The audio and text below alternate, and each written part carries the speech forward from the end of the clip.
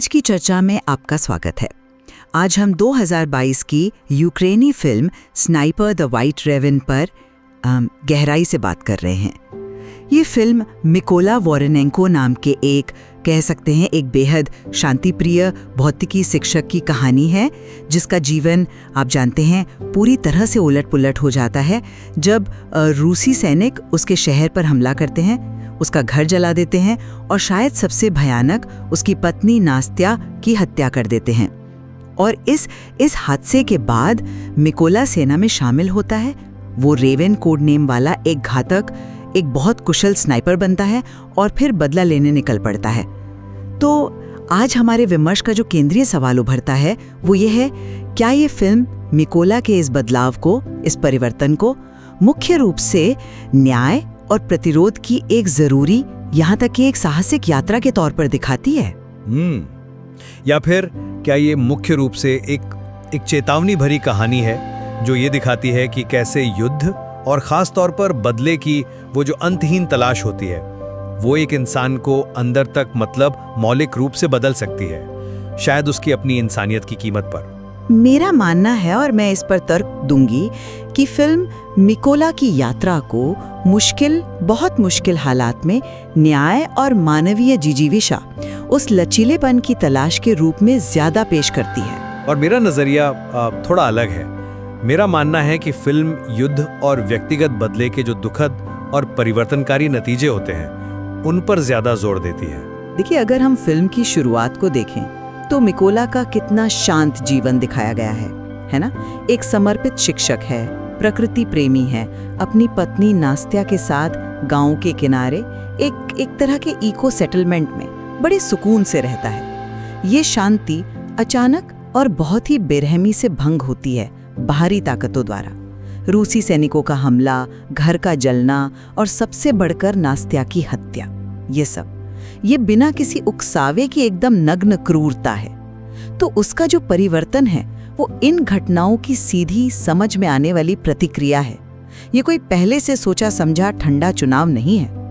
और फिर वो स्थानीय भागीदारी सेना में शामिल होता है। ये भी जरूरी है। ये कोई अकेले गुस्से में उठाया गया कदम नहीं है, बल्कि एक संगठित प्रतिरोध का हिस्सा बनने का फैसला है। तो उसका मकसद सिर्फ निजी बदला लेना भर नहीं रह जाता, बल्कि अपने शहर की, अपने लोगों की रक्षा करना भी है। ये उसके कामों को कह सकते हैं रक्षात्मक दायरे में रखता है। और वो तरीका जिस तरह वह भौतिकी के अपने ज्ञान का इस्तेमाल करता है, दूरी, हवा, निशाने का हिसाब लगाने में, वो भी गौर करने लायक है। हाँ, ये दिलचस्प है। हाँ, क्योंकि ये दिखाता है कि वो अपने पुराने हुनर को, अपनी बुद्धि को एक नए रक्षात्मक मकसद के लिए ढाल रहा है, न कि सिर्फ अंधाधुंध तबाही मचाने के लिए।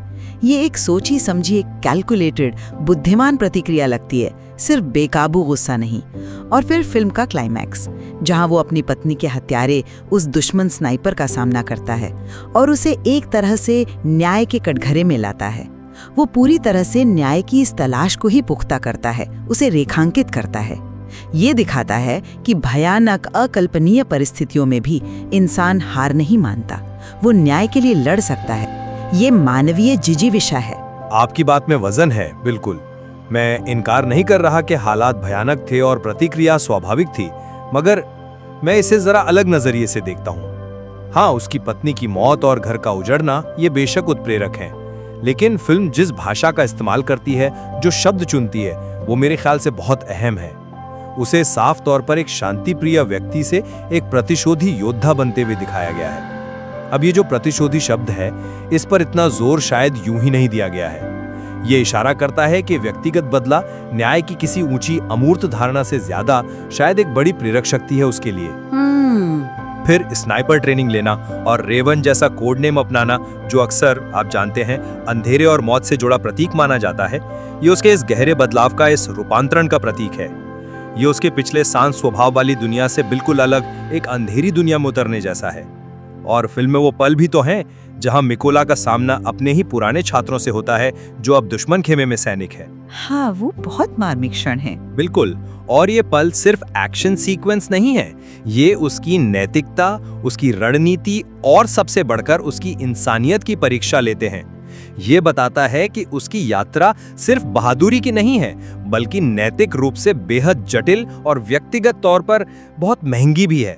ये सिर्फ लड़ाई की तकनीक सीखने का मामला नहीं है, बल्कि उसकी अपनी इंसानियत पर क्या असर पड़ रहा है उसका भी है। फिल्म खुद मिकोला के अंदर की पीड़ा, गुस्सा और न्याय की चाह का जिक्र करती है। देखिए, इन भावनाओं का घालमेल, पीड़ा और गुस्सा, न्याय की चाह के साथ, ये बताता है कि उसकी मंशाएं शायद पूरी तरह नेक या साफ ना हो, बल्कि गहरे व्यक्तिगत दर्द और बदले की एक तीव्र इच्छा से रंगी हुई हैं। और आखिर में, जैसा कि आउटलाइन में भी था, फिल्म ये दिखाती है कि युद्ध से पहले और बाद में इंसान कैसे बदलता है, और जीत सिर्फ भौतिक नहीं बल्कि एक भावनात्मक यात्रा है। ये भाषा, ये बदलाव की स्थायी और शायद नुकसानदेह प्रकृति पर और युद्ध की मानवीय कीमत, डर, नुकसान और वो गहरे मानसिक जख्म जो रह जाते हैं, उन पर ज्यादा जोर देती है, ना कि किसी साफ सुथरी वीरतापूर्ण जीत पर। तो ये सब मिलकर मेरे लिए एक ऐसी तस्वीर बनाते हैं जो वीरतापूर्ण प्रतिरोध से ज्यादा एक दुखद, त्रासद बदलाव की कहानी लगती है। मैं समझ सकती हूँ कि आप इस निष्कर्ष पर क्यों पहुँच रहे हैं। ये पहलू निश्चित रूप से फिल्म में हैं, लेकिन ये जो प्रतिशोधी योद्धा वाली बात है, मुझे लगता है कि हमें इसे पूरे संदर्भ में देखना होगा। देखिए, उसकी पत्नी मारी गई है, घर तबाह हो गया है, समुदाय पर हमला हुआ है। ऐसे हालात में बदला लेने की भावना आना, क्या ये अमानवीय है? शायद नहीं, ये बहुत स्वाभाविक है। लेकिन फिल्म उसे सिर्फ और सिर्फ निजी बदले की आग में जलता हुआ नहीं दिखाती। जैसा मैंने पहले कहा, वो सेना में शामिल होता है, एक संगठित प्रतिरोध का हिस्सा बनता है, शहर को बचाने का लक्ष्य रखता है। ये निजी बदले से आगे बढ़कर एक बड़े सामूहिक मकसद की तरफ इशारा करता है।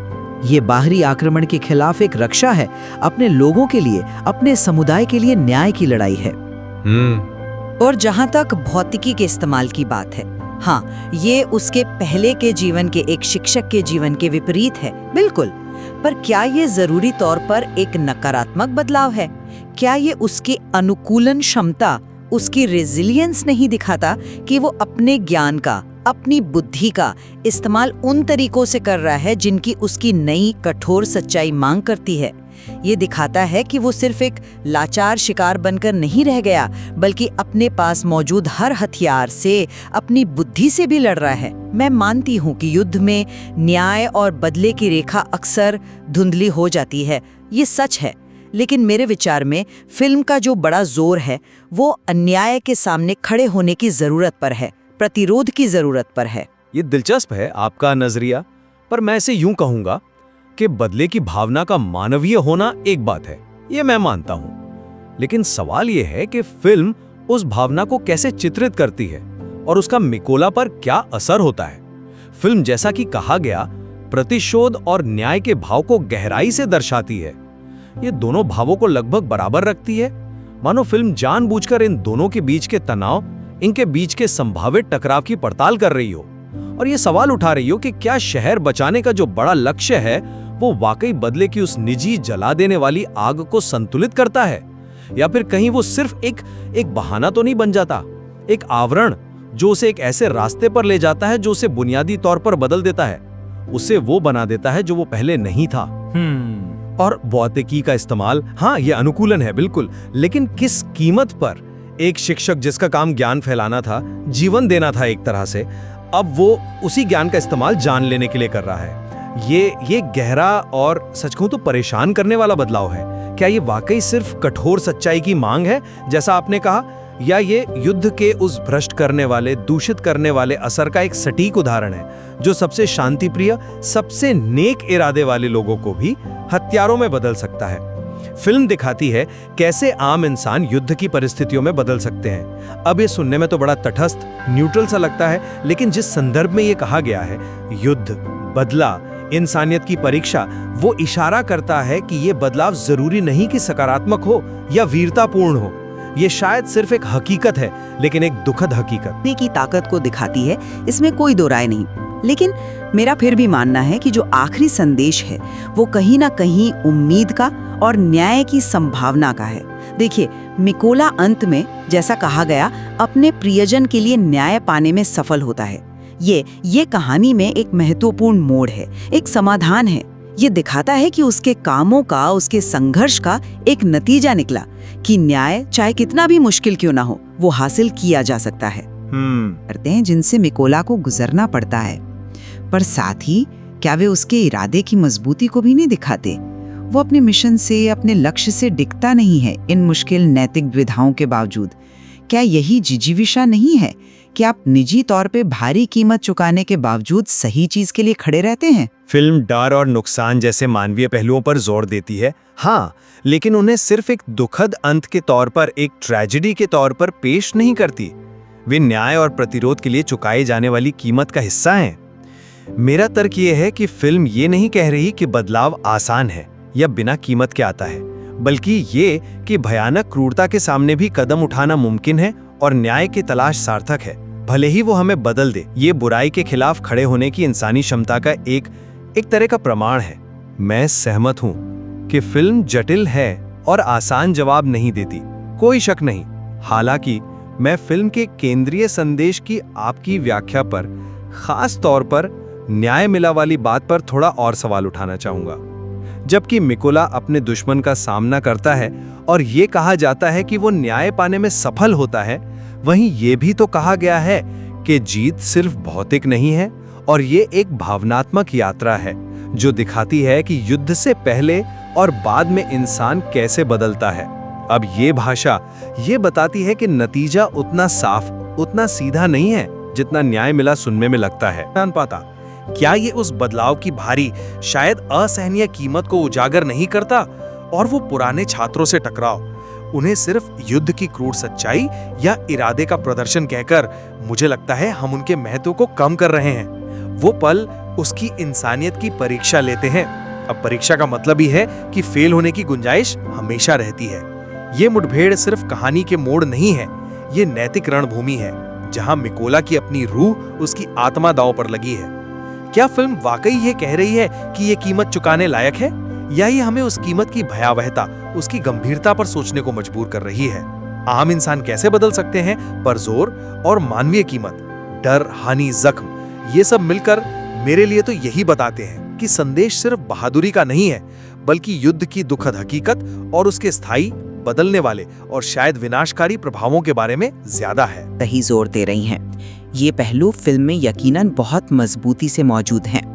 पुराने छात्रों का सामना करना, हाँ, ये एक भयानक नैतिक दुविधा खड़ी करता है, इसमें कोई शक नहीं। लेकिन क्या ये जरूरी तौर पर उसकी इंसानियत के पतन को दिखाता है, या क्या ये युद्ध की ही त्रासदी को नहीं दिखाता, जहां ऐसी नामुमकिन, ऐसी अकल्पनीय पसंद थोपी जाती हैं? मेरा मानना है कि मिकोला का जो बड़ा मिशन है, अपने शहर की रक्षा करना, बाहरी हमले का विरोध करना और अपनी पत्नी के हत्यारे को उसके किए की सजा दिलवाना, वो इन दुखद मुठभेड़ों को एक संदर्भ देता है, एक फ्रेमवर्क देता है। वे उस बड़ी लड़ाई का हिस्सा हैं जिसमें वो लगा हुआ है। वे निजी कीमत को उजागर करते हैं, बिल्कुल करते हैं, लेकिन वे उस चीज की जरूरत को भी रेखांकित करते हैं जिसके लिए वो लड़ रहा है। ये उसकी इंसानियत की परीक्षा लेता है। हाँ, आपने सही कहा, लेकिन फिल्म उसे इस परीक्षा से गुजरते हुए दिखाती है। भले वो जख्मी हो, भले उस पर निशान रह जाएं। क्या ये अपने आप में एक तरह की दृढ़ता, एक तरह का संकल्प नहीं है कि आप नैतिक रूप से इतने मुश्किल हालात का सामना करते हैं और फिर भी अपने मकसद पर, अपने लक्ष्य पर टिके रहते हैं? शायद फिल्म ये कह रही है कि युद्ध में पूरी तरह से पवित्रता बनाए रखना, बेदाग रहना नामुमकिन है, लेकिन न्याय के लिए कोशिश करना, अन्याय के खिलाफ लड़ना, वो फिर भी जरूरी है, वो फिर भी मायने रखता है। मैं समझ रहा हूं आप क्या कह रहे हैं, लेकिन मैं इस तर्क से पूरी तरह सहमत नहीं हो पा रहा कि बड़ा मिशन इन मुठभेड़ों की नैतिक कीमत को जरूरी तौर पर सही ठहराता है या उसे कम कर देता है। जैसा मैंने कहा, यह नहीं कहा गया है कि वो परीक्षा पास करता है या फेल, सिर्फ ये कि उसकी इंसानियत परखी जाती है। और ये अस्पष्टता, ये खुलापन महत्वपूर्ण है। क्या बदला लेने की इस प्रक्रिया में उस दुश्मन स्नाइपर को ढूंढने की उसकी उस जुनून भरी तलाश में वो उन नैतिक हदों को पार करने का खतरा नहीं उठाता जिन्हें वो आम हालात में कभी नहीं तोड़ता? क्या वो प्रतिशोधी योद्धा बनना अपने आप में एक नैतिक समझौता नहीं है? लेकिन क्या उसके पास कोई और रास्ता था? यही तो सवाल है। शहर की रक्षा एक नेक लक्ष्य हो सकता है, मैं मानता हूँ, लेकिन क्या निजी बदले की वो जो आग है वो उस लक्ष्य को दूषित नहीं करती? क्या वो उसे धुंधला नहीं कर देती? फिल्म हमें मिकोला की पीड़ा, गुस्सा और न्याय की चाह महसूस कराती है। क्या ये गुस्सा और ये पीड़ा उसे उन तरीकों से काम करने को नहीं उकसा सकते जो उसके पहले के सिद्धांतों के, उसके शिक्षक वाले स्वरूप के बिल्कुल खिलाफ हों? और क्या पुराने छात्रों से टकराव ठीक यही दिखाने के लिए नहीं है कि युद्ध उसे उन लोगों को मारने पर मजबूर करता है जिनसे उसका कभी एक मानवीय रिश्ता था, और इस प्रक्रिया में उसके अंदर कुछ टूट जाता है, कुछ बदल जाता है हमेशा के लिए? मैं कहूंगा कि ये पल सिर्फ युद्ध की हकीकत नहीं है, बल्कि मिकोला की अपनी इंसानियत पर पड़ने वाले उस क्षरणकारी, उस धीरे धीरे खत्म करने वाले असर को उजागर करने की एक सोची समझी कोशिश है। वे इस बात पर जोर देते हैं कि बदले का रास्ता कितना कितना खतरनाक हो सकता है। और ये हमें फिर से उस आखिरी जीत की व्याख्या पर वापस लाता है। आप सवाल उठाते हैं कि क्या ये वाकई जीत है, ये देखते हुए कि ये सिर्फ भौतिक नहीं है और बदलाव के बारे में है। मेरा अभी मानना है कि न्याय मिलना, यानी नास्तिया के हत्यारे का सामना करना और उसे रोकना, ये एक महत्वपूर्ण और ठोस नतीजा है। इसे नजरअंदाज नहीं किया जा सकता, भले ही इसकी भावनात्मक कीमत चुकानी पड़े। ये दिखाता है कि उसके बलिदान, उसका संघर्ष बेकार नहीं गया। ये उस अराजकता और क्रूरता के सामने भी जवाबदेही की, अकाउंटेबिलिटी की संभावना को दर्शाता है। बदलाव गहरा है, इसमें कोई शक नहीं। फिल्म ये बिल्कुल साफ करती है कि युद्ध उसे बदल देता है, लेकिन मैं फिर पूछूंगी, क्या ये बदलाव पूरी तरह से 100% नकारात्मक है? क्या ये जीने का एक तरीका नहीं हो सकता? भयानक अन्याय और नुकसान पर प्रतिक्रिया देने का एक तरीका?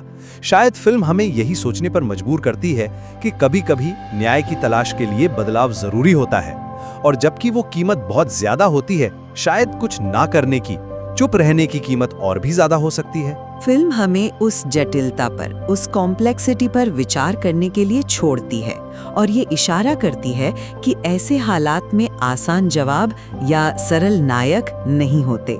जीत जटिल है, हाँ, लेकिन ये फिर भी एक तरह की जीत है, अन्याय पर न्याय की जीत, प्रतिरोध की जीत, भले ही वो निजी शांति की कीमत पर आई हो। मैं इस बात से असहमत ही रहूंगा कि न्याय मिलना अपने आप में नतीजे को सकारात्मक बना देता है या उस गहरे बदलाव को सही ठहराता है। मेरे लिए वो जो भावनात्मक यात्रा और इंसान कैसे बदलता है पर जोर है, वो यही बताता है कि नतीजा बेहद अस्पष्ट है, शायद दुखद भी। क्या वो वाकई जीतता है, या वो इस प्रक्रिया में कुछ बुनियादी चीज खो देता है? अपनी पिछली पहचान, अपनी वो भीतरी शांति जिसके बारे में आपने शुरू में बात की थी, शायद अपनी कुछ इंसानियत जिसका इतना कड़ा इम्तिहान लिया गया था। जीत सिर्फ भौतिक नहीं है का मतलब ये भी तो हो सकता है कि भौतिक जीत यानी दुश्मन स्नाइपर को मारना या पकड़ना उस भावनात्मक या मनोवैज्ञानिक हकीकत से कम अहम है जो मिकोला अनुभव कर रहा है। और वो भावनात्मक हकीकत क्या है? वो बदलाव की हकीकत है। वो युद्ध से पहले जैसा था अब वैसा नहीं है। क्या ये जीत है, या ये युद्ध की अंतिम सबसे बड़ी त्रासदी है कि जिंदा रहने के लिए भी, जीतने के लिए भी आपको कुछ ऐसा बनना पड़ सकता है जिसे आप खुद नहीं पहचानते? फिल्म हमें सोचने पर मजबूर कर देती है, युद्ध का असर सिर्फ जमीन या देश पर नहीं बल्कि इंसान के दिल और जहन पर भी पड़ता है। ये वाक्य, ये मेरे लिए एक चेतावनी की तरह काम करता है। ये मिकोला की यात्रा को बहादुरी के एक सीधे साधे उदाहरण के तौर पर नहीं, बल्कि युद्ध के गहरे, स्थायी और अक्सर विनाशकारी मनोवैज्ञानिक प्रभावों के एक शक्तिशाली, मार्मिक चित्रण के रूप में प्रस्तुत करता है। न्याय की बाहरी तलाश शायद भीतरी शांति या खोई हुई पहचान के नुकसान की भरपाई नहीं कर सकती। तो संक्षेप में कहूँ तो मेरा अब भी यही मानना है कि स्नाइपर द व्हाइट रेवन एक ऐसी कहानी दिखाती है जहां एक व्यक्ति की शांतिपूर्ण दुनिया तबाह हो जाती है और उसका बदलाव, चाहे कितना भी मुश्किल और दर्दनाक क्यों ना हो, वो न्याय की तलाश और बाहरी आक्रमण के खिलाफ एक जरूरी और अंततः जीवन की पुष्टि करने वाली प्रतिक्रिया है। वो अपने हुनर का इस्तेमाल रक्षा के लिए करता है, एक संगठित प्रयास में शामिल होता है और सबसे महत्वपूर्ण, अपनी पत्नी के लिए न्याय हासिल करता है। ये मुश्किल हालात में मानवीय जिजीविषा और कर्मठता को दिखाता है। दूसरी ओर मैं यही कहूँगा कि कहानी मुख्य रूप से इस बात पर जोर देती है कि कैसे युद्ध और बदले की वो दर्दनाक, जुनून भरी तलाश एक व्यक्ति की पहचान को मौलिक रूप से और दुखद रूप से बदल सकती है।